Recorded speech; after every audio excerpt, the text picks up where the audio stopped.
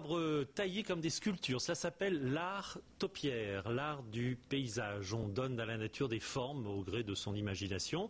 Alors si vous voulez essayer, vous aussi, il existe des ateliers d'initiation en Bretagne. Reportage à Bazouges, la Pérouse en Ille-et-Vilaine, Anne-Marie Blanchet et Pascal Marcelin. Le regard à l'affût, il coupe. Le geste est calculé, précis. Le jardinier sculpte un arbre, c'est cela l'art taupière. Ici, une esquisse de silhouette semblable à un jeu d'échecs. Moi, je regarde toujours ça avec beaucoup d'amour. On travaille pour embellir les jardins. On sent que ça lui sort du cœur, quoi. C'est merveilleux, quoi. Pouvoir faire avec une plante, faire quelque chose dont vous avez envie, quoi. Oui. Une image. Quand vous voyez un végétal, vous le regardez bien, il vous regarde et vous dites « je vais faire ça ».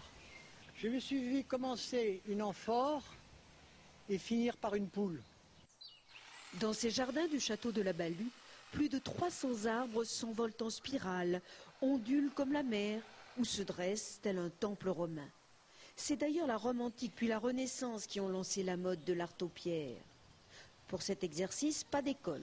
Les amateurs s'entraînent sur le tas et la moindre faute ne pardonne pas. Parce qu'ils poussent lentement et dru, Yves, Troène, Thuillat ou Charme se prêtent particulièrement à la sculpture. Mais le plus souple, le plus adapté à la création d'animaux, c'est le buis. J'aime sculpter et puis ça a un côté très satisfaisant.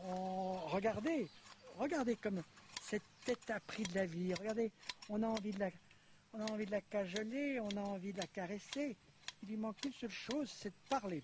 Devant ces paysages de théâtre, les visiteurs s'enthousiasment. Sentir les formes comme ça, et puis le jeu de la lumière sur les taupières, et être dans le vert comme ça, dans le grand vert, c'est un peu ce que doivent ressentir les gens dans le grand bleu, ça fait un peu cette sensation.